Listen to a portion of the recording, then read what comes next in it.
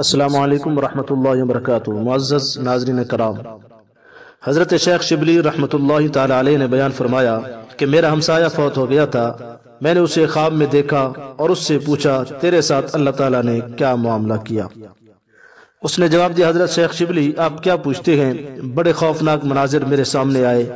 منکر نکیر کے سوال و جواب کا وقت تو مجھ پر بڑا ہی خطرناک اور دشوار تھا، حتیٰ کہ میں سوچ میں پڑ گیا کہ میرا خاتمہ ایمان پر ہوا ہے یا نہیں۔ اچانک مجھ سے کہا گیا کہ تیری زبان بیکار رہی، اس وجہ سے تجھ پر مصیبت آئی۔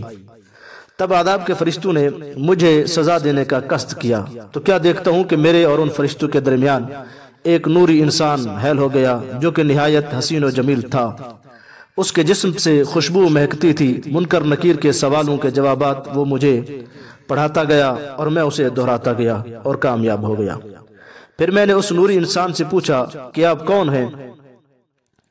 اس نے جواب دیا، میں تیرا درود پاک ہوں جو تو نے دنیا میں اللہ رب العزت کے پیارے حبیب صلی اللہ تعالی علیہ وسلم پر پڑھا کرتا تھا۔ اب تو فکر نہ کر، میں تیرے ساتھ ہی رہوں گا، قبر میں تیرے ساتھ رہوں گا، حشر میں تیرے ساتھ رہوں گا، پل صراط پر تیرے ساتھ رہوں گا، ہر مشکل مقام پر تیرے ساتھ رہوں گا اور مددگار رہوں گا۔ کعبہ کے بدر الدجا تم پر کروڑوں درود، طیبہ کی شمس الضحا تم پر کروڑوں درود، تم سے جہاں کا نظام تم پہ کروڑوں درود۔